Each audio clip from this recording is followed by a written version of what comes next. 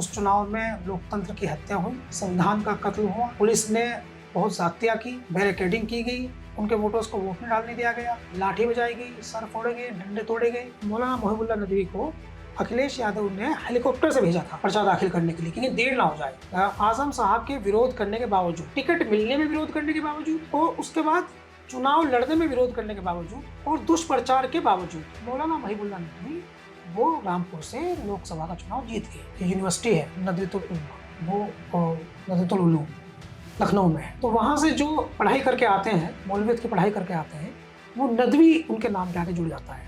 जैसे मोहिबुल्लाह नदवी, मौलाना सलमान नदवी, मौलाना फरमान नदवी। तो कमाल अख्तर जो हैं वो ऐसे नेताओं में आते हैं समाजवादी पार्टी के, जिनकी जरूरत जब समाजवादी पार्टी को पड़ती है तो वो उन्हें कहीं भी इस्तेमाल कर सकते हैं। आजकल राजनीति में विचारधारा बहुत वैल्यूज उसकी बन गई है। टिकट तो कोई जीत जाओ, कोई देख नहीं रहा आदमी कौन लड़ रहा है।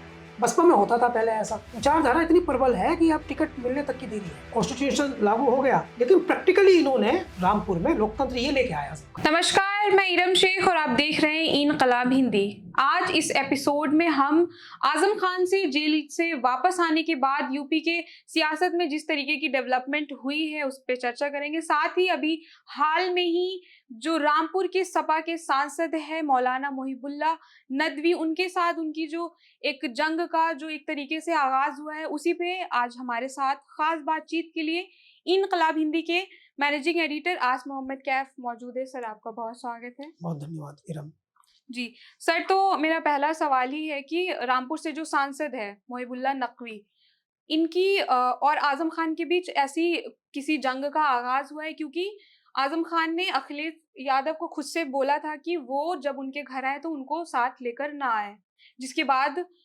उनको जो है बरेली में शायद स्टे करना पड़ा था। इस पर आप क्या कहेंगे? पहले तो मैं आपको ये बता दूं कि रामपुर के जो सांसद हैं उनका नाम है मौलाना मोहिबुल्लाह नदवी, और रामपुर के पूर्व में एक सांसद रहे हैं भारतीय जनता पार्टी के, उनका नाम है मुख्तार अब्बास नकवी। तो ये एक कंफ्यूजन आपको हुआ है, तो मैं इसको आपको अपडेट कर देता हूँ। मौलाना मोहिबुल्लाह नदवी इस समय रामपुर के मौजूदा सांसद हैं, और वो दिल्ली में पार्लियामेंट के सामने एक मस्जिद है, उसमें वो इमामत करते रहे हैं। 2024 के लोकसभा चुनाव से ठीक पहले इनको टिकट मिला, बड़ी नाटकीय परिस्थिति में इनको टिकट मिला, और उस नाटकीय परिस्थिति में जब इनको टिकट मिला तो सिर्फ 19 दिन ये रामपुर में रहे, और 19 दिन की कवायद, इनकी एक्टिविटी जो भी रही, उसमें ये सांसद बन गए। फिलहाल की चर्चा ये है कि मौलाना मोहिबुल्लाह नदवी वो चूंकि रामपुर के सांसद हैं, तो उनको जो टिकट मिला, आजम साहब जो हैं वो जेल में थे उस समय, और जेल में चुनाव लड़ने के लिए उनके पास में कुछ नाम भेजे गए थे कि इनमें से किसी को चुनाव लड़ा लीजिए, तो उसमें मौलाना मोहिबुल्लाह नदवी का नाम नहीं था। उस पर्चे में मौलाना मोहिबुल्लाह नदवी का नाम नहीं था। फाइनली आप ये समझ सकते हैं, अगर हम शब्द से शब्द बात करें, तो मौलाना मोहिबुल्लाह नदवी जो रामपुर से समाजवादी पार्टी के टिकट पर चुनाव लड़े, वो टिकट मिलने तक भी ये आजम साहब का उसमें कोई समर्थन नहीं था, और समर्थन से भी ज्यादा सीरियस बात यह है कि उनको पता ही नहीं था कि ये चुनाव लड़ेंगे, क्योंकि वो जेल में थे, तो बाहर की दुनिया में क्या हो रहा था उसकी जानकारी उन्हें थी नहीं, तो वो चुनाव लड़ेंगे ये बात उनके कहीं दूर दूर तक भी उनके जहन में थी नहीं। एक तो ये बात आ गई। दूसरी बात, आजम खान साहब जो है वो आसिम रजा को चुनाव लड़ाना चाहते थे। आसिम रजा को आजम साहब ने विधानसभा का उपचुनाव लड़वाया था आकाश सक्सेना के सामने, जिस चुनाव में आजम साहब अक्सर ये बात बताते हैं कि उस चुनाव में लोकतंत्र की हत्या हुई, संविधान का कत्ल हुआ, पुलिस ने बहुत ज्यादतियां की, बैरिकेडिंग की गई, उनके वोटर्स को वोट नहीं डालने दिया गया, लाठी बजाई गई, सर फोड़े गए, डंडे तोड़े गए। वो जो आजम साहब अपने अक्सर बताते हैं कि रामपुर में वोट नहीं पड़ने दिया गया, एक खास समर्थकों का, उनके समर्थकों का, उस चुनाव में आसिम रजा की हार हो गई थी। तो आसिम रजा को चुनाव लड़ाने के पक्ष में थे लोकसभा का आजम साहब। एक शायर हैं दिवंगत मनव्वर राणा, उनकी बेटी है सुमैया राणा, वो भी रामपुर से लोकसभा चुनाव लड़ने की इच्छुक थी, और सुमैया जो है उनको लेकर के ऐसा बताते हैं कि आज़म साहब ने ये कहा था कि यहाँ पश्चिम में आकर के वो कैरियर उनका खराब हो जाएगा, खत्म हो जाएगा, इससे बेहतर है कि वो कहीं पूरब में ही लड़ लें।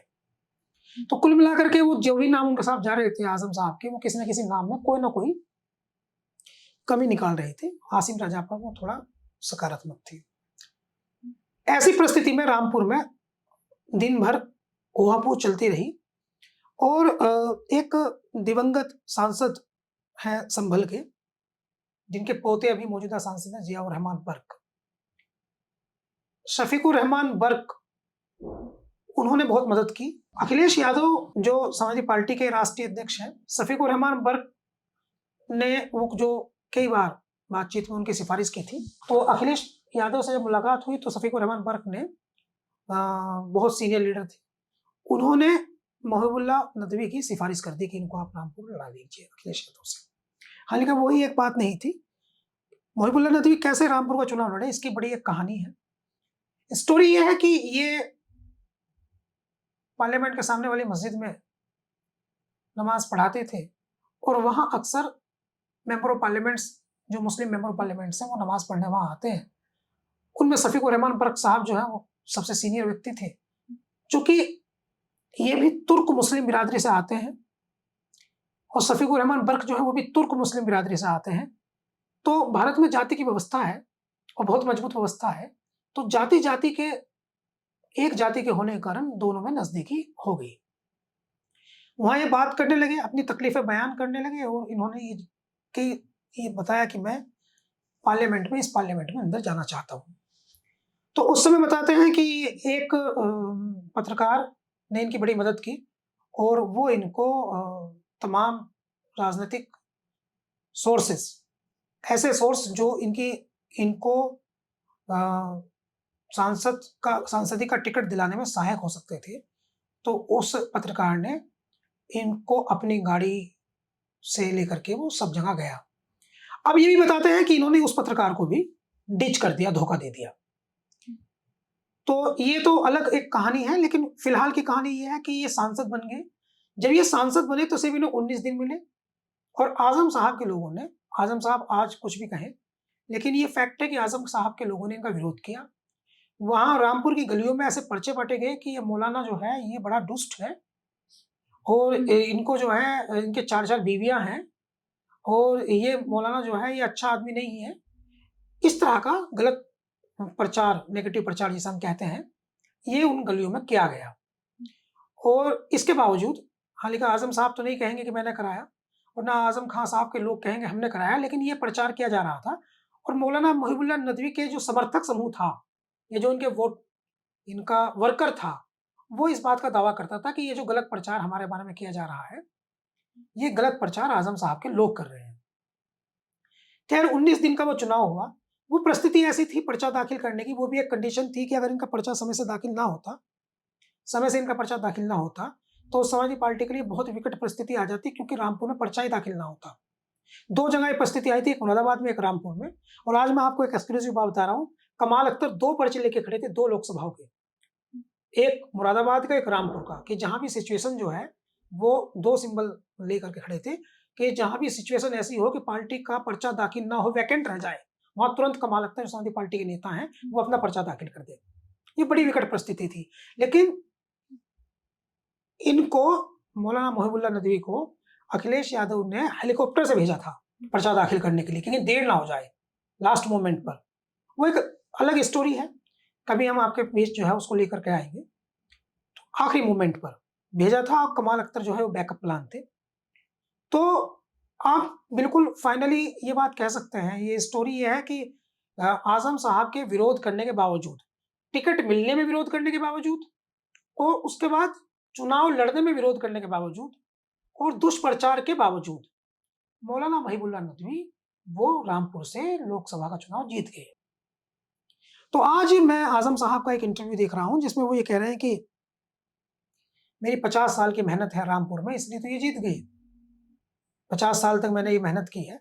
हालांकि वक्त जरूरत पर, यानी जब चुनाव था, वक्त जरूरत उसको मैं कह रहा हूँ, उस समय आजम साहब ने, आजम खान के समर्थकों ने विरोध किया। लेकिन हमने पिछले कुछ समय से देश की राजनीति में, खासकर उत्तर प्रदेश की राजनीति में, एक नया पैटर्न देखा है। पैटर्न ये है कि लोग मानते नहीं है किसी नेता की। उनका माइंड सेटअप है, जैसे डिजिटल मीडिया आया है, उनका माइंड सेटअप है, अब एक दिन में कह कर के वोटर का मिजाज नहीं बदलता। वोटर का मिजाज बन रहा है लंबे समय से। तो मिजाज बना हुआ था कि इंडिया गठबंधन को वोट देना है, राहुल गांधी और अखिलेश यादव के गठजोड़ को वोट देना है। वो इसलिए वो उन लोगों ने उसी को वोट किया, वो किसी कहने से रुके नहीं। यहाँ नहीं रुके रामपुर में। तो इसलिए आज़म साहब ये कह दें कि भई वो वोट जो है वो मेरा पड़ गया, तो आज़म साहब को पड़ता तो रहा होगा पहले वोट, लेकिन वोट जो था एक्चुअली वो इंडिया गठबंधन का था। और वो लहर थी, उस लहर में मौलाना महबूब अली 19 दिन में सांसद बन गए। वो अच्छे आदमी है, बुरे आदमी है, उनके विषय में मुझे क्या कहना है, क्या नहीं कहना है, वो एक व्यक्तिगत राय हो सकती है। लेकिन जेन्युइनली ये है कि आज़म साहब का उस जीत में कोई योगदान नहीं है। उस जीत में अगर किसी का योगदान है, तो वो योगदान है इंडिया गठबंधन के पक्ष में बनी हुई लहर का और रामपुर जैसी लोकसभा सीट पर 51% मुस्लिम्स का। 51% मुस्लिम्स का और उन वोटर्स का जो भारतीय जनता पार्टी की नीतियों से दुखी थे, शेष वोटर जो भारतीय जनता पार्टी की नीतियों से दुखी थे, उन वोटर्स का जो मोदी के अपोजिट थे, उन वोटर्स का और मुस्लिम्स वोटर्स का उसमें मुख्य योगदान है। आजम साहब ने तो उसको नुकसान पहुंचाने की कोशिश की, तो जेन्युइन बात है, इसमें कोई फैक्ट है। हम लोग रिपोर्टिंग करने गए थे रामपुर में, तो हमें भी ये दिखाई दिया था, वहाँ चर्चा में आती थी ये बात कि आजम साहब जो है वो सहयोग नहीं कर रहे हैं। नहीं तो आजम साहब के कौन लोग थे जो वहाँ उन्होंने उनके लिए वोट मांगी, तो उनके ना कार्यकर्ता दिखाई दिए, ना उनके समर्थक दिखाई दिए, ना उनके परिवार के व्यक्ति दिखाई दिए, ना कोई अपील उन्होंने जारी की। जैसे पास की लोकसभा से रुचि मीरा चुनाव लड़ी थी, तो सब लोग जानते थे कि आजम साहब लड़ा रहे हैं, तो फाइनली मोहिबुल्लाह जो है वो आजम साहब के कैंडिडेट नहीं थे, समाजवादी पार्टी के कैंडिडेट थे। उनकी जीत में जो योगदान है वो राहुल गांधी का है गठबंधन की वजह से, उनकी जीत में जो योगदान है वो अखिलेश यादव का है उनकी पार्टी के नेता के तौर पर। आजम साहब का वो वोट कैसे देते हैं लोग, वो अलग नजरिया है। अब दूसरी बात पर आइए आप, तो आजम साहब जो है वो बिल्कुल मोहिबुल्लाह जो है उनको पसंद नहीं कर रहे हैं, मोहिबुल्लाह नदवी सांसद को इसलिए पसंद नहीं कर रहे हैं क्योंकि उन्होंने एक बहुत सख्त अल्फाज जो उन्हें नहीं कहना चाहिए था, मोहिबुल्लाह नदवी ने वो आजम साहब को कहा था। किसी ने पूछा, उन्होंने कहा वो सुधार गृह में है। ये आपत्तिजनक अल्फाज था। हालांकि वो बताते हैं कि भाई मैंने तो ये नहीं कहा था, आप अपनी सफाई देते हैं। बजात अगर हम समझने की कोशिश करें तो मोहिबुल्लाह नदवी जो है वो एक पॉलिटिकल व्यक्ति है नहीं, उनमें मैच्योरिटी का लेवल हाई नहीं है। और जिस तरह से वो बात करते हैं, जैसे उनका मैंने अभी एक इंटरव्यू देखा है, जैसे आप बता रही हैं, वो इंडिया टीवी के एक जर्नलिस्ट हैं शुएब रजा, उन्होंने रिकॉर्ड किया है, उन्होंने लिया है इंटरव्यू। उसमें जितनी आक्रामकता से बात कर रहे हैं उतनी आक्रामकता से उन्हें बात करने की जरूरत नहीं है। इसमें कोई शक नहीं है कि हो सकता है आजम साहब ने उनका समर्थन ना किया है, वो तो उनका पर्सनल है आजम साहब का, लेकिन आजम साहब के कद की तुलना में उनका कद कुछ भी नहीं है। आजम साहब राजनीति के बहुत बड़े आदमी हैं और आज रामपुर में या रामपुर के आसपास के इलाके में अगर समाजवादी पार्टी इतनी मजबूत है तो आजम खान के कैरेक्टर को उसमें नजरअंदाज नहीं किया जा सकता। ये अलग बात है, समाजवादी पार्टी को उत्तर प्रदेश में मजबूत करने में आजम साहब का बहुत बड़ा योगदान है, इसको भी नजरअंदाज नहीं किया जा सकता। वो मुलायम सिंह यादव को पहली बार मुख्यमंत्री के लिए उनका नाम प्रपोज करने वाले नेता है, ये उनका कद है। तो मोहिबुल्लाह नदवी जिस प्रकार से आजम साहब पे पर्सनल टिप्पणियां कर रहे हैं, अभी भी कर रहे हैं, कि किसी की मां ने दूध नहीं पिलाया, मुझे रामपुर आने से रोक थे, मेरी 7 पुश्ते जो है वो यहीं दफन है, आजम साहब तो बिजनौर से आए, उनके तो दादा बिजनौर से आए। इस तरह की जो वो भाषा बोल रहे हैं, चैलेंज जो कर रहे हैं, वो आपत्तिजनक है। इस तरह की भाषा जो है उन्हें नहीं बोलनी चाहिए। आजम साहब नहीं मिलना चाहते उनसे, तो आजम साहब की निजी जिंदगी है, मैं आपसे नहीं मिलना चाहता, कोई जबरदस्ती तो है नहीं, मैं आपसे नहीं मिलना चाहता, आप मुझसे नहीं मिलना चाहते, कोई जबरदस्ती नहीं है। तो इस तरह आजम साहब के दिल का मामला है, वो नहीं मिलना चाहते, उनके दिल में कुछ नाराजगी है। अखिलेश यादव जबरदस्ती नहीं कर सकते। अखिलेश यादव जो है वो किसी को जबरदस्ती उनके घर तो नहीं लेके जा सकते। नेता होने के नाते ये कर सकते हैं कि सुलह करा दें, एक ही पार्टी के सुलह करा दें, माफी तलाफी करा दें, लेकिन जब अहले मामला जो है वो नहीं ताल्लुकात रखना चाहता तो जबरदस्ती कैसी। ये तो बात है सामान्य, तो आजम साहब के पर्सनल राइट की बात है। और जहां तक बात है आजम साहब के विरोध करने की, वो ये है कि वो अपने व्यक्ति को लड़ाना चाहते थे, उनके पसंद का व्यक्ति नहीं लड़ा तो उन्होंने किनारा कर लिया। उनके समर्थक हो सकता है आजम साहब ने ना कहा हो कि इनका विरोध करो, लेकिन उनके समर्थक जो थे, तो उनके जो समर्थक थे, तो उन्होंने उनके समर्थकों ने थोड़ा उसको वो कहा होगा कि आप इसको जो है वो कर लीजिए, कि हो सकता है समर्थक अपनी तरफ से भी कर रहे हो विरोध, आजम साहब की सहमति ना हो। मगर जेन्युइनली बात यह है कि मोहिबुल्लाह नदवी साहब जो हैं, उनका सांसद बनना जो है वो आजम साहब को अच्छा नहीं लग रहा है, ये जेन्युइन बात है। इसलिए वो उनसे मिलना नहीं चाहते, इसलिए उनको बुलाना नहीं चाहते। रही रामपुर की स्थिति, वो रामपुर के सांसद हैं, आ सकते हैं जा सकते हैं, कोई उनको रोकेगा तो है नहीं वो। लेकिन आजम खां साहब जो हैं, उनका मुसलमान नेताओं के प्रति नजरिया जो हमने पूरा उनका पॉलिटिकल कैरियर में देखा है, वो काफी अजीब रहा है, नकारात्मक रहा है। तो यही एक स्टोरी इसमें हो सकती है। जी सर, मौलाना मोहिबुल्लाह नकवी जो है वो रामपुर से सांसद बने कैसे, और इसमें आजम खान की क्या रोल थी, भूमिका क्या थी उनकी?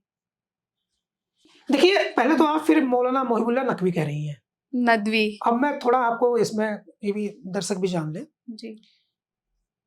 हमारे उत्तर प्रदेश में एक बहुत बड़ा मदरसा है, यूनिवर्सिटी है, नदवतुल उलमा, वो नदवतुल उलूम लखनऊ में है। तो वहाँ से जो पढ़ाई करके आते हैं, मौलवियत की पढ़ाई करके आते हैं, वो नदवी उनके नाम के आगे जुड़ जाता है। जैसे मोहिबुल्लाह नदवी, मौलाना सलमान नदवी, मौलाना फुरकान फरमान नदवी। और जो लोग मौलवियत की डिग्री, मौलवियत की पढ़ाई देवबंद दारुल उलूम से करते हैं, देवबंद से करते हैं, उनके नाम के आगे कासमी लगता है। जैसे मौलाना अरशद कासमी, मौलाना आबिद कासमी। तो ये एक फर्क है, मैं आपको बता दूं। आप फिर से नकवी कह रही हैं, इसलिए मैंने थोड़ा अपडेट किया है आपको। अब अगली बात पर आते हैं।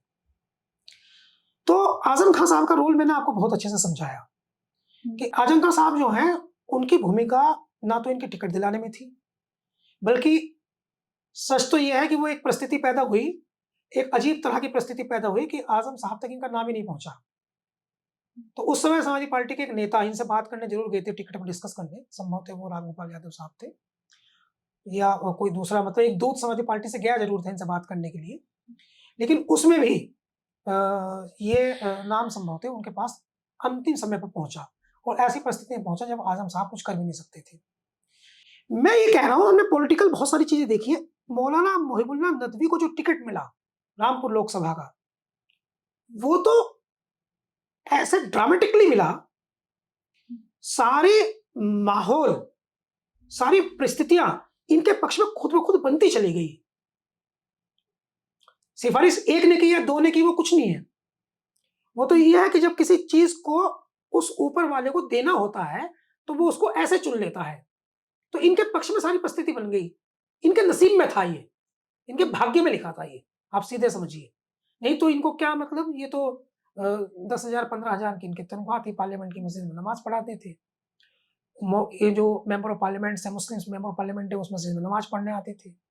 हो सकता है इन्होंने कोई किसी वक्त दुआ अल्लाह से कर ली हो कि अल्लाह, मैं रो कर ली हो कि मैं इस पार्लियामेंट में बैठना चाहता हूँ, तो इनकी वो दुआ कबूल हो गई, ऐसा मानना है। इनकी प्रार्थना ईश्वर ने स्वीकार कर ली। ऐसे सारी परिस्थिति, सारा चक्र इनके पक्ष में बन गया। नहीं तो इनके चुनाव लड़ने की संभावना, इनके पास अपनी गाड़ी नहीं थी। जिन पत्रकार का मैंने आपसे बताया, वो अपनी वैगनार गाड़ी में इनको घुमाए फिरते थे, और उनसे बात करो तो बताते हैं कि मैंने अपने खर्चे पर इनको जो है, अपना पैसा खर्च भी नहीं कर पा रहे थे, चंदा इकट्ठा करके इनको चुनाव लड़ाया, पैसा भी नहीं था इनके पास में, और कठिन पारिवारिक परिस्थितियों से भी जूझ रहे थे। किसी पत्नी के बारे में बता रहे हैं कि वो केस भी उसने कर दिया था। ये तमाम परिस्थिति इनकी नकारात्मक थी, और ऐसे समय पर ये सांसद बने इसलिए क्योंकि सीधा की परिस्थिति ऐसी बन गई, और वो ऊपर वाला अल्लाह चाहता था। तो आजम साहब की भूमिका इसमें कुछ नहीं थी, ना उन्होंने जीतने में कोई मदद की, और आजम खान साहब ने खुद तो कहा नहीं, लेकिन उनके समर्थक, उनके हार्डकोर समर्थक हराने की कोशिश भी कर रहे थे, या कुछ शांत हो गए थे, शायद पार्टी की वजह से शांत हो गए हों, लेकिन कुछ ने प्रयास भी किया हराने का। तो ये जो चुनाव जीते हैं, ये आजम साहब ने इनको नहीं जितवाया चुनाव। अगर वो ये दावा करे आजम साहब कि ये तो मैंने जितवा दिया चुनाव ने, तो ये तो अभी उन्हें किया भी नहीं दावा, लेकिन ये सही नहीं है बात। जी सर, उत्तर प्रदेश की एक और लोकसभा सीट है मुरादाबाद, जहां पर सपा ने पहले तो एसटी हसन को अपना कैंडिडेट डिक्लेयर किया, लेकिन लास्ट मोमेंट पे रुचि वीरा को कैंडिडेट बनाया, टिकट दिया और वो अब वहां से सांसद है। इस पर आप अपनी राय बताएं। ये भी बहुत ड्रामेटिकल स्थिति है। किसी ने पूछा कि ये भी अंतिम समय पर हुआ। मैंने अपनी बातचीत में आपको एक व्यक्ति का नाम लिया था, मैं आपको उस नाम को बड़ा करता हूँ, थोड़ा आपको डिफाइन करता हूँ। मैंने आपसे पहली बातचीत में भी इसी बातचीत में पहले एक नाम लिया था, कमाल अख्तर। कमाल अख्तर जो है वो समाजवादी पार्टी के राज्यसभा सांसद रहे हैं, सरकार में मंत्री रहे हैं। उनकी पत्नी हुमेरा अख्तर चेयरपर्सन है, और कमाल अख्तर जो है वो समाजवादी पार्टी के बेहद वफादार है। अभी कांट से विधायक है, इससे पहले वो दूसरी विधानसभा से विधायक थे हसनपुर से, अब कांट से विधायक है। तो कमाल अख्तर जो है वो ऐसे नेताओं में आते हैं समाजवादी पार्टी के, जिनकी जरूरत जब समाजवादी पार्टी को पड़ती है तो वो उन्हें कहीं भी इस्तेमाल कर सकते हैं। तो उनको एक बैकअप प्लान दिया गया था। कि उनको 2 सिंबल दिए गए थे कि तुम मुरादाबाद से भी पर्चा दाखिल कर सकते हो, तुम रामपुर से भी पर्चा दाखिल कर सकते हो, अगर ऐसी परिस्थिति आती है कि कहीं पर्चा दाखिल होने की सिचुएशन में समाजवादी पार्टी, यानी आवेदन करने की सिचुएशन समाजवादी पार्टी ना रहे, कोई कागज रह जाए, पर्चा कैंसिल हो जाए, डॉक्यूमेंट पूरा ना हो, कुछ ऐसी परिस्थिति में वो बैकअप में थे। और दोनों जगह से एक निश्चित दूरी पर उनकी गाड़ी खड़ी थी। जहां जरूरत पड़ेगी उधर गाड़ी दौड़ा लेना, मुरादाबाद जरूरत पड़ेगी तो मुरादाबाद दौड़ा लेना, रामपुर जरूरत पड़ेगी तो रामपुर दौड़ा लेना, लेकिन वैकेंट ना चली जाए। बड़ी भारी बेइज्जती हो जाएगी कि लोकसभा चुनाव में समाजवादी पार्टी अपना पर्चा नहीं दाखिल कर पाई। कांग्रेस ने भी बैकअप दे दिया था। कांग्रेस ने भी दोनों जगह अपना एक व्यक्ति, चूंकि वो इंडिया गठबंधन में था, एक व्यक्ति तैयार रखा था कि ऐसी स्थिति पड़ेगी तो हम कर लेंगे। अब मुरादाबाद में बड़ी विकट परिस्थिति पैदा हो गई। वहां समाजवादी पार्टी के 2 प्रत्याशियों ने पर्चा दाखिल कर दिया। समाजवादी पार्टी के 2 प्रत्याशी, एक एसटी हसन और एक रुचि वीरा। और पूरे दिन ये चलता रहा कि एसटी हसन का कैंसिल, रुचि वीरा का स्वीकार, फिर रुचि वीरा का पर्चा नहीं दाखिल हुआ, एसटी हसन का स्वीकार। पूरे दिन एक पे फॉर्म आते हैं, फॉर्म ए बी वो प्रोसेस है, उसको फॉर्म में ए मिला, उसको बी मिला, ये सब चलता रहा पूरे दिन प्रोसेस। और जर्नलिस्ट पूरे दिन ये रिपोर्ट्स करते रहे कि पता नहीं चल पाया, कंफर्मेशन नहीं हो पाया कि किसका पर्चा जो है वो दाखिल हुआ और किसका एक्सेप्ट हुआ। कभी खबर आती थी एसटी हसन का, कोई अधिकारी कह देते थे एसटी हसन, कोई कहते थे रुचि वीरा। अंततोगत्वा रुचि वीरा जो है वहां से प्रत्याशी बनी। काफी हलचल के बाद वो ऊंच नीच चली, पेंडुलम की तरह लटकते रहे। तो रुचि वीरा कौन है मैं आपको बताऊं। रुचि वीरा पहले तो बिजनौर लोकसभा से टिकट मांग रही थी। वहां अखिलेश यादव ने, एक विधायक है राम अवतार सैनी, उनकी पार्टी को उनके बेटे दीपक सैनी को लड़वा दिया। तो बिजनौर की रहने वाली है रुचि वीरा, पहले बिजनौर से लोकसभा चुनाव भी लड़ी, तो बिजनौर की रहने वाली है। इस तरह मुरादाबाद में वो गई चुनाव लड़ने। बिजनौर से मुरादाबाद की दूरी है 90 किलोमीटर। हालांकि एक लोकसभा का एक छोर से दूसरा छोर 162 किलोमीटर का भी है। बिजनौर एक लोकसभा है जिसका एक छोर पुरकाजी से दूसरा छोर परीक्षित गढ़ तक, तो वो दोनों दूरी मिलाकर के 162 किलोमीटर है। तो लोकसभा इतनी बड़ी भी होती है, तो इस दृष्टिकोण से तो ज्यादा दूरी है नहीं, लेकिन वो अलग लोकसभा है।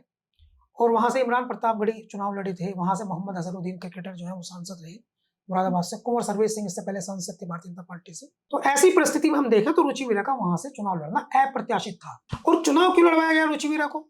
चुनाव इसलिए लड़वाया गया क्योंकि राजनीति में एक टैग है कि रुचि वीरा जो है वो आजम साहब की नजदीकी है, बहुत नजदीकी है।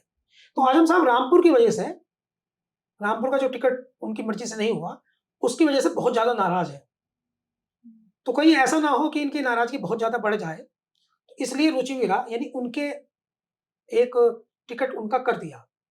और अभी हम देख रहे हैं, हम जैसे ही जेल से छुट करके आए तो रुचि वीरा उनके आसपास में आपको दिखाई भी दी। रुचि वीरा काफी वफादारी भी जताती हैं आजम साहब के प्रति।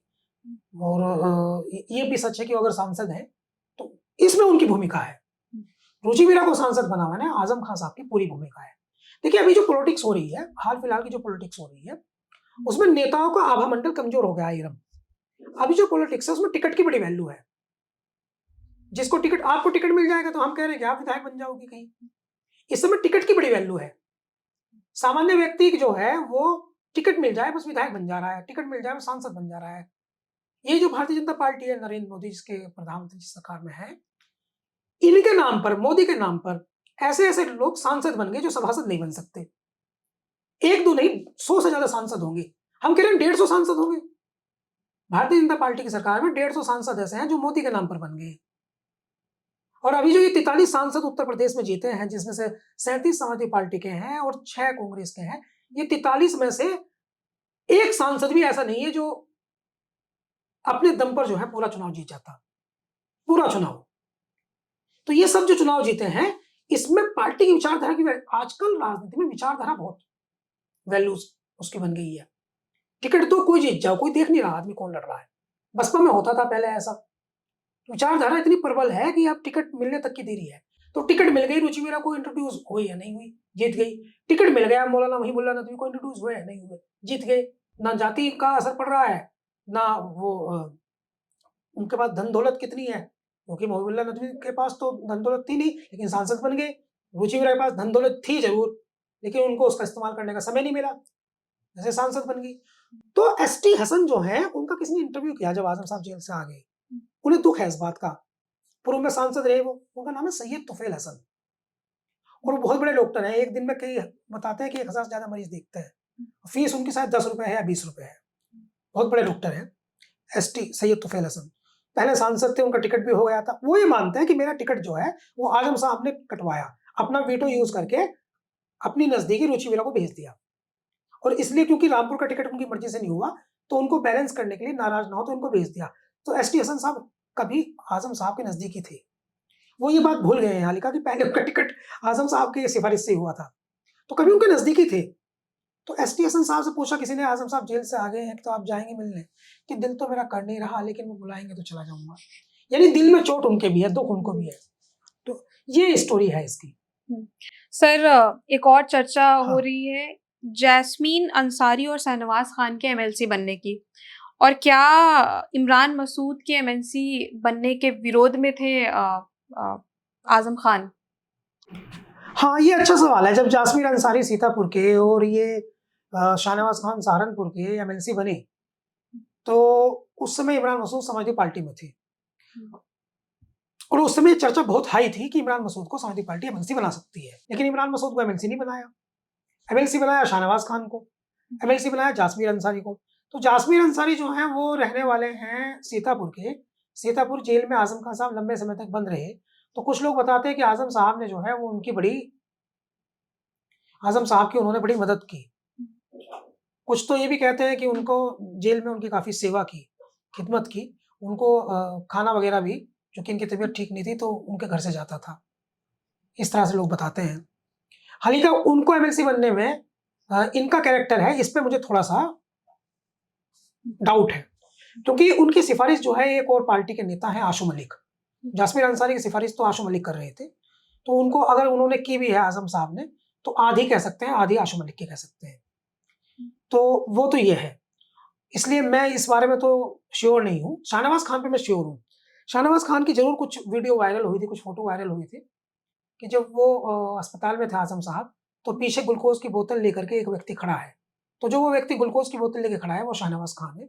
शाहनवाज खान के पिता सरफराज खान पुराने समाजवादी हैं, और वो आजम साहब के काफ़ी निकट रहे। हालाँकि आज उनमें भयंकर अनबन है, इस समय संबंध खराब हैं, लेकिन एक टाइम पे संबंध बहुत अच्छे थे। तो शाहनवाज खान सरफराज खान के बेटे हैं। सरफराज खान जो है उनको विधानसभा चुनाव लड़वाया भी गया था सहारनपुर देहात विधानसभा सीट से, जहां से आशू मलिक विधायक है। लेकिन जो शाहनवाज खान है वो इस समय डिच कर गए हैं। वो जो कांग्रेस पार्टी के सांसद हैं इमरान मसूद, उनके साथ हर वक्त दिखाई देते हैं। वो अखिलेश यादव समाजवादी पार्टी से जुड़े कार्यक्रम में तो दिखाई नहीं देते, लेकिन वायनाड में प्रियंका गांधी के प्रचार में चले जाते हैं। तो वो बनाया जरूर उनको आजम खान साहब ने, लेकिन वो अब आजम खान साहब की पार्टी और आजम खान साहब दोनों से दूर हैं। कह सकते हैं आप कि उनका मतलब निकल गया है, तो वो किनारे हो गए हैं। तो उनकी वफादारी जो है अभी संदिग्ध योजना के तहत है। लेकिन कुछ लोग इसमें ये भी कहते हैं, ज्यादातर लोग ये कहते हैं कि उन्होंने धोखा दिया है आजम साहब को। तो उनकी ये स्टोरी है। तो इमरान मसूद जो है उनका विरोध करने की कहानी ये है आजम साहब की। आजम खान साहब जो है उन्होंने रशीद मसूद साहब का विरोध किया, जो इमरान मसूद साहब के सगे चाचा थे, केंद्रीय मंत्री रहे, स्वास्थ्य मंत्री रहे, कई बार सांसद रहे सहारनपुर से। उनका विरोध किया, फिर इमरान मसूद का विरोध किया। वो इमरान मसूद को बिल्कुल पसंद नहीं करते। ये एक्चुअली अलग अलग थ्योरी है। आजम साहब बहुत सारे मुसलमान नेताओं को पसंद नहीं करते। उत्तर प्रदेश की सियासत में जितने भी मुसलमान नेता हैं, एक, अब मुझे नहीं पता, आपको पता नहीं पता, पश्चिम उत्तर प्रदेश में एक कहावत है, चिलम भरना। मतलब एक हुक्का होता है, हुक्के में चिलम भरना। चिलम भरना का एक मुहावरा है, जिसका मतलब ये है कि जो चौधरी साहब है, यानी जो मुख्य व्यक्ति है, तो उसकी चिलम जो भरेगा वो उससे कमजोर आदमी भरेगा, तो वो उसको चमचागिरी कहा जाएगा। तो उसकी थ्योरी ये है कि जो आजम खान साहब की चिलम नहीं भरता है, आजम खान साहब उस मुसलमान नेता को आगे बढ़ने नहीं देते हैं। ये अमूमन कहावत है। तो इमरान मसूद का जो परिवार है वो इंडिपेंडेंट पॉलिटिक्स करता है। रशीद मसूद साहब भी इंडिपेंडेंट पॉलिटिक्स करते थे, और उनका कद भी छोटा नहीं था आजम खान साहब से। तो इसलिए वो आजम साहब जो है उनके उनसे बनते नहीं है। उनको छोड़ दीजिए, उनकी किसी मुसलमान नेता से उत्तर प्रदेश से बनते नहीं है। ना अवध के, ना पूर्वांचल के।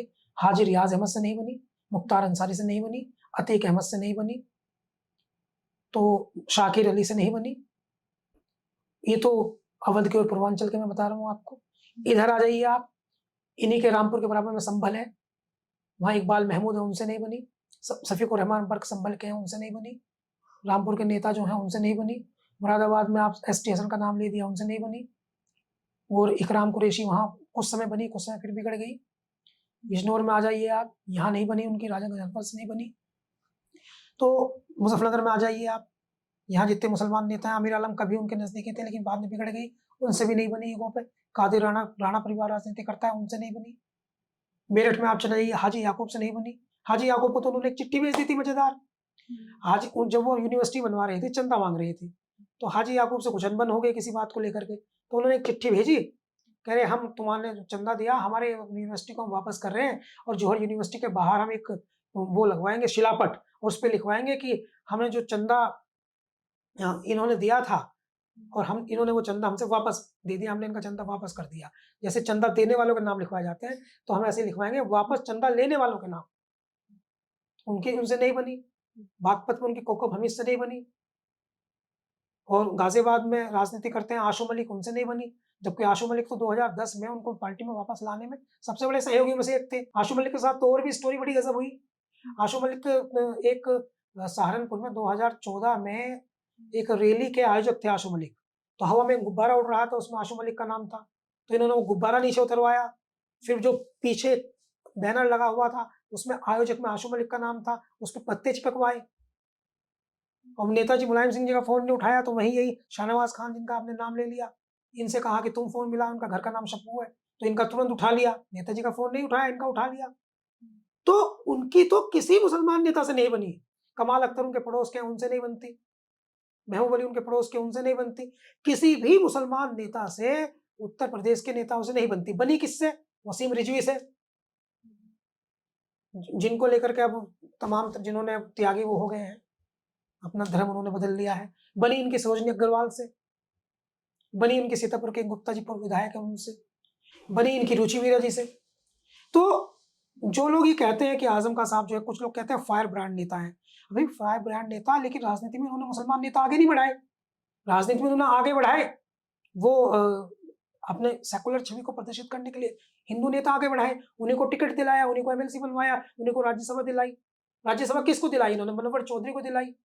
वही पश्चिम उत्तर प्रदेश की कहानी की वो चिलम भरते थे, जैसे कहते हैं कि यानी उनके वफादार थे, तो उनके वफादार थे आप कह सकते हैं। आसिम रजा वही संभल के एक और नेता है, मजबूत नेता है, कम्युनिस्ट विचारधारा शुरुआत में रही बहुत। वो आपने देखा होगा कि उनके राजनीतिक ज्ञान की तारीफ होती है। राज्यसभा सांसद है, आज भी सांसद है राज्यसभा के, जावेद अली खान, उनसे इनकी कभी नहीं बनी। तो समाजवादी पार्टी का एक नेता ऐसा नहीं है जिनसे इनकी बनी हो मुसलमान। तो वो प्रॉब्लम सिर्फ इमरान मसूद से नहीं है, वो प्रॉब्लम तो कई जगह दिखाई देती है। अब क्यों नहीं बनी, इसके विस्तार में जाने की जरूरत है। आजम साहब जो है वो नेता बड़े हो सकते हैं। अच्छा, इनका जो राजनीति का उद्भव है, जहां से ये राजनीति इन्होंने की, वो बड़ा आइडियलिटिक है, आदर्श है वो। जैसे इन्होंने जो राजनीति का प्रारंभ किया, वो रामपुर के नवाबी खानदान के विरोध में किया। वो जनता से दूर रहते थे, जनता से कनेक्ट नहीं होते थे। वो समझते थे कि हम तो राजा हैं, ये प्रजा है। तो रामपुर के आसपास के इलाकों में मेहनत की इन्होंने, और मेहनत करके सही अर्थों में रामपुर में लोकतंत्र प्रैक्टिकली स्थापित किया इन्होंने। कागज पे तो लोकतंत्र आ गया 1950 में, कॉन्स्टिट्यूशन आ गया, तो कॉन्स्टिट्यूशन लागू हो गया, लेकिन प्रैक्टिकली इन्होंने रामपुर में लोकतंत्र ये लेके आया आजम खान। ये इनका पॉजिटिव है। वहां नवाबी खानदान नूर बानो परिवार का राज चलता था। इन्होंने एहसास कराया वहां गरीबों का, दबे कुचलों का, पिछड़ों का, वंचितों का, कमजोरों का, उनके नेता बने ये। और नवाब परिवार को इन्होंने चैलेंज किया। इनके किरदार में आजम साहब के बहुत सारी खूबियां हैं, बहुत सारी खूबियां हैं इनके किरदार में, मगर इंसान है ना, खुदा तो हो नहीं सकते वो, बहुत सारी खामियां हैं, बहुत सारी खूबियां हैं, बहुत सारी खामियां हैं। एक तो स्टोरी टू एक्सप्लेन दिस, एक तो इनका इश्क माशूक वाला चक्कर है। इन्हें लगता है जैसे मतलब आजकल के दौर में हम देखते हैं ना, जैसे मुलायम सिंह यादव जी थे, तो ये उनके बहुत नजदीकी थे, तो ये चाहते थे जैसे आशिक माशूक करते हैं ना, कि ये मेरी प्रेसी है, मेरी प्रेसी है, प्रेमिका किसी और से बात ना करे, या ये लड़का मेरा प्रेमी है, किसी और से बात ना करे। तो इनका जो आइडियल, इनका जो इमोशनल अटैचमेंट रहा नेताजी के साथ, ये चाहते थे कोई और मुसलमान नेता वो उनके पास ना जाए, और जब मुसलमान वोट पड़ रहा है तो मेरी वजह से पड़ रहा है, तो किस कोई और उनके पास ना जाए। तो जब कोई नेताजी के नजदीक कोई दूसरा मुसलमान ये देखते थे तो इन्हें तकलीफ होती थी। तो ये इनका पॉलिटिकल, पर्सनल भी हो सकता है इनका, कुछ लोगों का होता है ना कैरेक्टर, नेचर जी, ये पर्सनल नेचर भी हो सकता है इनका, लेकिन ये सच है कि इनकी बनी किसी से नहीं। इसे छोटा दिल कहें या बड़ा दिल कहें, मगर किसी मुसलमान पिता से इनकी बनी नहीं। मेरठ में तो एक बार एक काजी जैनुल साहब, आजाजुद्दीन साहब थे, तो वो इनसे मिलने पहुंचे गेस्ट हाउस में, तो इन्होंने बड़ी आपत्तिजनक टिप्पणी करके उनको दौड़ा दिया। तो ईमानदारी, उनका पॉलिटिकल कैरियर, ईमानदार राजनीति की इन्होंने, लेकिन मुस्लिम नेताओं के पर्सपेक्टिव में अगर हम देखें तो वो काफी नेगेटिव रहा, किसी को नहीं बढ़ने दिया। जी। सर, आपने जैसे कहा कि मुस्लिम नेताओं के प्रति थोड़े निगेटिव रहे, तो इसी पे अगला सवाल कि यूपी के जो तमाम बड़े मुस्लिम पॉलिटिशियन हैं, वो आजम खान से अक्सर नाराज दिखते हैं। इसलिए नाराज है, इसीलिए नाराज है। अब देखिए शाहिद मंजूर है, अब आपको मैं बताता हूँ, रफीक अंसारी है, शाहिद मंजूर है, आदिल चौधरी है।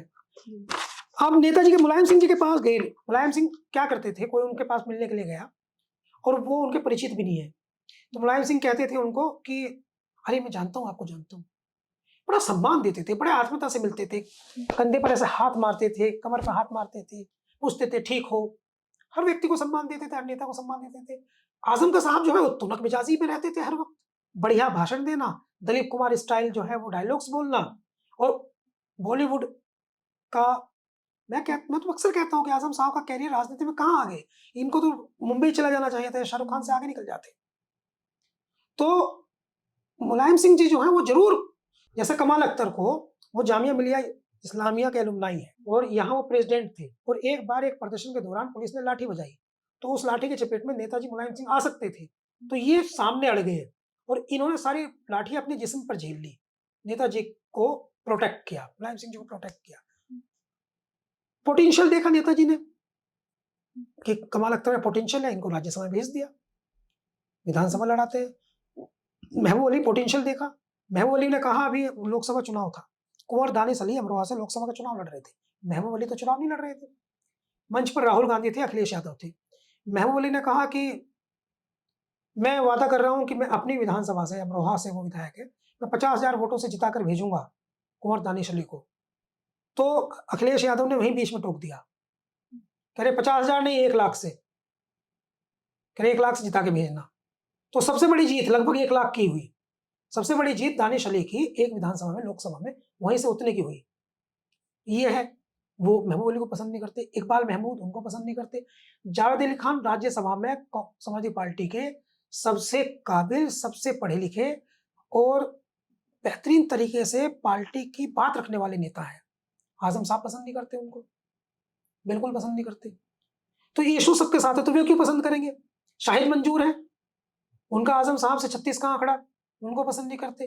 तो ये चाहते हैं, अभी भी ये चर्चा आ रही है कि भाई अखिलेश यादव के पास पहुंचे आजम खान, तो आपकी अभी की कवायद देख लो, तो उन्होंने इस प्रकार का प्रेशर बनाया कि कई जगह सोशल मीडिया पे लिखने लगे कि आजम साहब जो हैं अब पश्चिमी उत्तर प्रदेश के टिकट तय करेंगे 20 जिलों में, 20 जिलों में 40 मान लो मुस्लिम्स के टिकट हों, तो वो आजम साहब तय करेंगे कहाँ के, रामपुर के, संभल के, मुरादाबाद के, बिजनौर के, मुजफ्फरनगर के, सहारनपुर के, मेरठ के, गाजियाबाद के, बागपत के, हापुड़ के। तो ये दूसरे नेता क्या करेंगे, यहाँ वाले ये मटर छीलेंगे। जो वहां मेहनत कर रहा है उसका टिकट ये कैसे तय कर देंगे। मैं कह रहा हूँ नकुड़ में फरहाद गड़ा नाम का एक नेता रात दिन लगा है, मेहनत कर रहा है, अखिलेश यादव उसकी सराहना कर रहे हैं। टिकट तय होगा आजम खां के यहाँ। आजम खां 5 साल से जेल में थे। आजम खां साहब कह रहे थे जेल में मुझे कुछ नहीं पता, मैं मोबाइल नंबर भूल गया, मुझे बस अपनी पत्नी का नंबर याद था, मैं वो भी भूल गया, मैं किसी से नहीं मिला। तो जब आप 5 साल से आपको पता ही नहीं पार्टी में किसने किसके लिए क्या किया, पार्टी में किसने किसके लिए कितनी कुर्बानियां दी, किस कार्यकर्ता ने कितना काम किया, तो आप टिकट कैसे तय करेंगे। और कौन लोग हैं जो प्रचार कर रहे हैं, आजम साहब जो है वो टिकट तय करेंगे, तो उनकी चौखट पे, आजम साहब की चौखट पे जो है वो सलाम होना लगे, बस इतना वो चाहते हैं। तो ये सब जो है पॉलिटिक्स अलग चीज है, पर्सनल लाइफ अलग चीज है। तो उनकी ईगो के लिए, उनके अहम के लिए, उनके स्वाभिमान के लिए तो अखिलेश यादव और जो कार्यकर्ता 50 दूसरी विधानसभाओं में तैयारी कर रहे हैं उनका गला घोट देंगे। पार्टी तो ऐसे ही चलती है। आजम साहब की जिससे नहीं चलेगी पार्टी पॉलिटिकली क्या लाभ हानि है उसे देख करके चलती है। ये आजम साहब को भी समझना पड़ेगा। सर मेरा आखिरी सवाल, ये बात चल रही है कि आजम खान ये सारे कवायद इसलिए कर रहे हैं क्योंकि उन्हें अपने बेटे अब्दुल्ला आजम खान को उनका पॉलिटिकल करियर इस्टेब्लिश करना है। देखो अगर वो अपने बेटे का पॉलिटिकल करियर एस्टेब्लिश करना चाहते हैं तो इसमें कोई बुराई नहीं है। एक बेटे को उनका बाप जो है वही तो आगे बढ़ाएगा। आज के दौर में सिर्फ 2 ही लोग चाहते हैं कि व्यक्ति जो है वो प्रगति करे, एक तो मेंटोर और एक पिता, नहीं तो कौन चाहता है। और अगर आजम साहब अपने बेटे को आगे नहीं बढ़ाएंगे तो किसको बढ़ाएंगे। हालांकि परिवारवाद जो है एक समस्या है, लेकिन एक पिता ही तो आगे बढ़ाता है। फॉर्चुनेटली मैं आजम साहब का बहुत बड़ा प्रशंसक हूं, और इसलिए प्रशंसक हूं क्योंकि उनके पास नॉलेज है, शब्दावली है, संघर्ष है, उनका जीवन है। और कभी कभी वो गलती कर जाते हैं, गलती कोई भी कर सकता है, मैं भी कर सकता हूँ, इंसान है, किसी से भी हो सकती है। लेकिन मैं ये बात भी बहुत मजबूती से कह रहा हूं कि उनके बेटे में उनके पिता जैसे गुण नहीं है, वो कैपेबिलिटीज नहीं है जो आजम साहब में थी इन द कंपेरिजन। 80 के दशक से आप राजनीति कर रहे हैं, वो 86 में पहली बार एमएलए बन गए थे, 10 बार एमएलए बने, 4 बार कैबिनेट मिनिस्टर, सांसद बने, लोकसभा राज्यसभा में गए। वो कैपेबिलिटीज उनके बेटे में नहीं है। एक तो उनके बेटे में दो तरह की प्रॉब्लम होते हैं। एक तो उनके बेटे में इस बात का एहसास है, जैसे मैं इन द कंपेरिजन में राहुल गांधी पे बताता हूं, मैं अखिलेश यादव पे बताता हूं। राहुल गांधी आज वो राहुल गांधी नहीं है जो वो 20 साल पहले थे, जब उनके पिता प्राइम मिनिस्टर थे, या जब उनकी दादी प्राइम मिनिस्टर थी, या जब उनके नाना प्राइम मिनिस्टर थे। उनके घर में सीएम आते थे जैसे सिपाही आता है, तब वो राहुल गांधी नहीं है। मनमोहन सरकार 10 साल तक रही, और 10 साल तक उसमें प्राइम मिनिस्टर मनमोहन सिंह थे, सरदार मनमोहन सिंह। राहुल गांधी जो हैं उस समय जो थे वो आज नहीं है। आज के जो राहुल गांधी हैं उसमें कोई योगदान नहीं है उनके पिता के, उनके उनके बहुत बड़े आभा मंडल खानदान का। आज जो राहुल गांधी है वो देश भर में कई हजार किलोमीटर पैदल चलकर देश को समझ के बना राहुल गांधी है, पैरों में छाले पड़वा करके बना राहुल गांधी है। आज जो अखिलेश यादव है वो 2012 वाला अखिलेश यादव नहीं है जिनको उनके पिता ने मुख्यमंत्री बनाने में सहयोग कर दिया हो। अब अगर अखिलेश यादव मुख्यमंत्री बनते हैं तो अपने दम पर बनेंगे। अब अखिलेश यादव ने इतना संघर्ष कर लिया है, पार्टी पर कंट्रोल। तो आजम साहब जो हैं वो अब्दुल्ला आजम को प्रमोट कर रहे हैं। उनके अंदर जितनी भी कैपेबिलिटीज हैं वो सब उनके पिता का ट्रांसफॉर्मेशन है, वो ट्रांजेक्शन है। अभी उन्होंने संघर्ष किया कहाँ है, अभी तो 6 साल वो चुनाव नहीं लड़ सकते, तो अभी तो वो संघर्ष करेंगे। लोकसभा चुनाव भविष्य में जाकर के लड़ सकते हैं, यही वो पॉइंट है। असली लड़ाई ये है। आजम साहब को लगता है मुहिबुल्लाह नदवी यहाँ के सांसद बन गया, भविष्य में फिर इसको टिकट ना हो जाए तो मेरे बेटे का कैसे होगा। तो वो अपने बेटे को प्रोटेक्ट कर रहे हैं, वो अपने बेटे को प्रोटेक्ट कर रहे हैं, उनके राजनीतिक भविष्य देख रहे हैं। 2 संभावना है। पहली संभावना ये है बसपा में वो चले जाएं, जिसकी चर्चा है। तो बसपा में अब्दुल्ला आजम साहब का कोई फ्यूचर नहीं है, क्योंकि बसपा का खुद कोई फ्यूचर नहीं है, ऐसा पॉलिटिकली लोग समझते हैं। तो अगर आपका फ्यूचर खुद खराब हो तो मैं आपके साथ क्यों जाऊं। तो एक तो ये स्थिति है। दूसरी संभावना है वो चंद्रशेखर के साथ चले जाएं, क्योंकि आजम साहब खुद तो चंद्रशेखर के साथ नहीं जा सकते। चंद्रशेखर उनके बच्चे हैं, वो बड़े हैं, तो वो चाहते हैं कि अगर चंद्रशेखर का फ्यूचर स्ट्रांग हो, तो चंद्रशेखर जो है वो राष्ट्रीय अध्यक्ष रहे पार्टी के और अब्दुल्ला आजम राष्ट्रीय महासचिव आ जाए। आजम साहब को ये लगता है कि वो पूरे उत्तर प्रदेश के मुसलमानों के एकमात्र नेता हैं। तो मेरे साथ जाने से, मेरे बेटे के साथ जाने से सारे उत्तर प्रदेश का मुसलमान जो है वो चंद्रशेखर को पड़ जाएगा। ये आजम साहब ने किसी से कहा नहीं है, लेकिन चंद्रशेखर जब उनकी नजदीकियां बढ़ी तो उस समय ये बात सामने आई कि आजम साहब चाहते हैं कि उनका बेटा अब्दुल्ला और चंद्रशेखर एक हो जाएं। मीडिया को खबरें मिलती रहती हैं, जैसा हमको मिलती है, जैसे हम बता रहे हैं। अब आजम साहब को ऐसा लगा कि इसकी भी संभावना है नहीं। तो इसकी क्यों संभावना नहीं है? कि इसकी इसलिए संभावना नहीं है क्योंकि 2027 में एंटी इनकम्बेंसी समझ लीजिए, आजम साहब चतुर पॉलिटिशियन है, वो देख रहे हैं कि उत्तर प्रदेश की फिजा बदल रही है और इस बात की बहुत संभावना है कि अखिलेश यादव 2027 में सीएम बन जाए। सीएम बनेंगे तो बूस्ट करने की जरूरत होती है पावर की, और पॉलिटिकल पावर आएगी तो इनके मुकदमे खत्म होंगे। पॉलिटिकल पावर आएगी तो ये मिनिस्टर बनाए जा सकते हैं। पॉलिटिकल पावर आएगी तो जिसको ये कहेंगे उसको आगे बढ़ा सकते हैं। पॉलिटिकल पावर आएगी तो फिर से पुनर्विचार कर सकते हैं अदालत में जाकर के, तो जो पाबंदियां लगी हैं वह हटाई जा सकती हैं। और पॉलिटिकल पावर में भी चंद्रशेखर 2027 में आते नहीं दिख रहे हैं। तो अगर वो इतना बड़ा रिस्क ले लें, 2032 की स्थिति क्या हो तो तब की बात है, लेकिन आज वो रिस्क ले लें, चंद्रशेखर के साथ अब्दुल्ला आजम को भेज दें और सरकार में वो आए ना चंद्रशेखर, और वो अखिलेश यादव के भी विरोधी हो जाएं, और 10 साल वो उन्होंने योगी आदित्यनाथ के नेतृत्व वाली सरकार का विरोध देख ही लिया है, तो एक तरफ कुआं एक तरफ खाए वाली स्थिति हो जाएगी। तो बेहतर निर्णय ये है कि सरकार आ रही है अखिलेश यादव की, ऐसा वो मान रहे हैं, और अब्दुल्ला आजम का कैरियर भी वही है, तो इधर उधर ना जाकर के इनको ना जाया जाए। और मैं फिर बताता हूं, मेरा ट्वीट था, सब लोग लिख रहे थे आजम खान साहब बसपा में जाएंगे, आजम खान साहब अपनी राजनीतिक पार्टी बना लेंगे। मैंने 5-6 ट्वीट किए, बहुत ऑथेंटिक ट्वीट किए। मैंने बताया कि आजम साहब सपा में रहेंगे, और इसलिए रहेंगे अब्दुल्ला आजम की वजह से, उनके कैरियर की वजह से, क्योंकि अब्दुल्ला आजम कहीं और फिट हो नहीं सकते।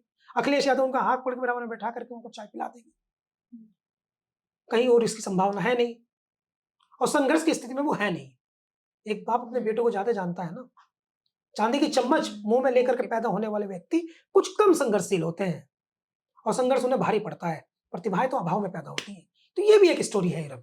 सर आपका बहुत धन्यवाद। आपसे कल फिर मुलाकात होगी नए एपिसोड के साथ। धन्यवाद।